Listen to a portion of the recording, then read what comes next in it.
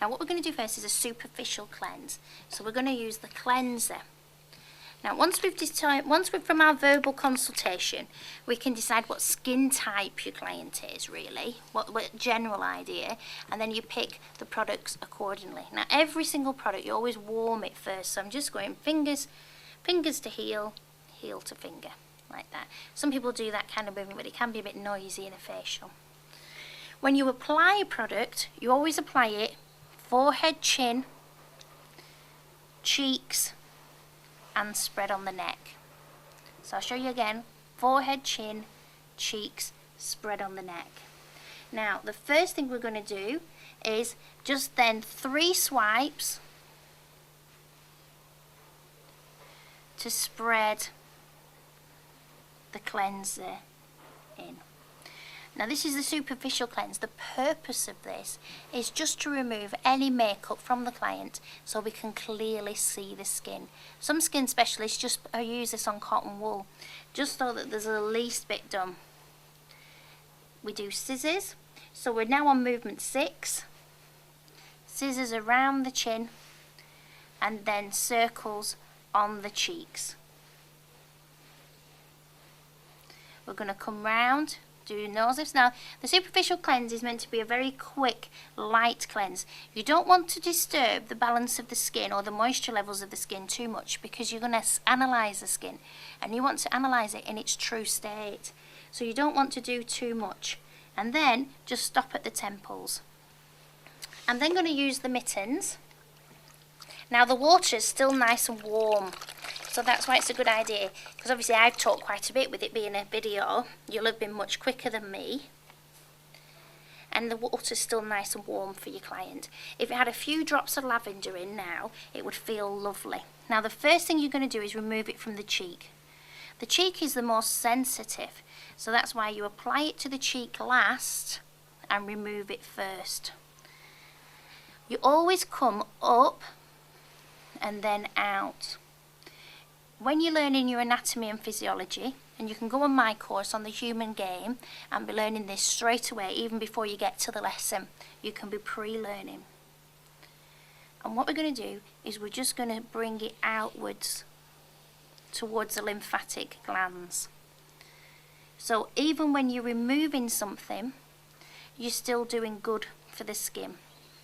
So up, out, out. Now something you'll notice about the way I'm removing it is not only am I going out, I'm using a very rhythmic, slow movement.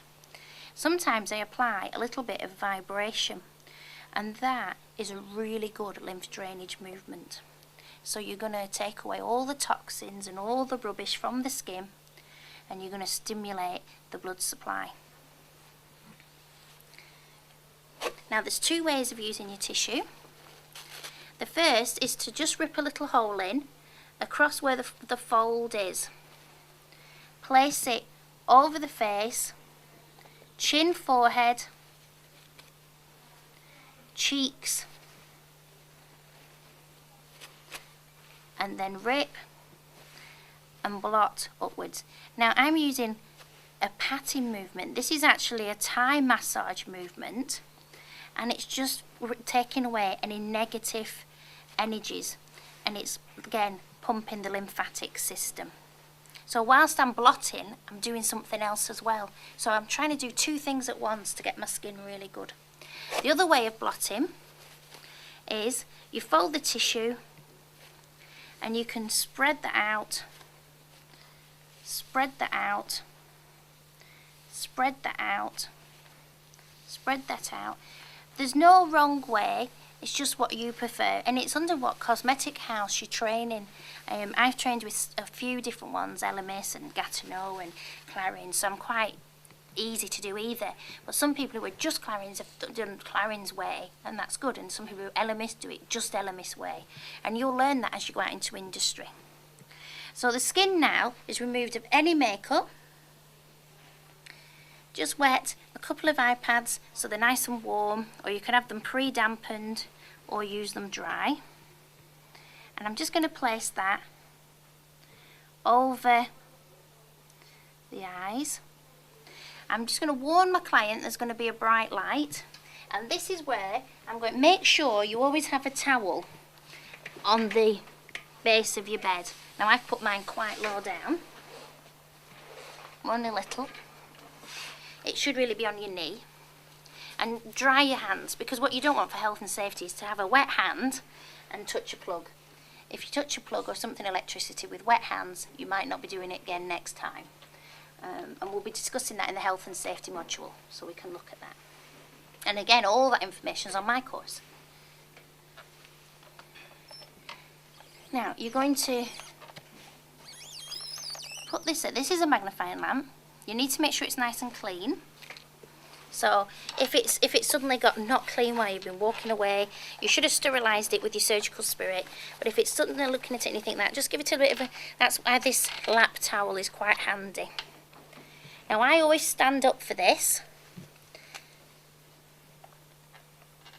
And what you're going to do is you're going to look at all the different areas.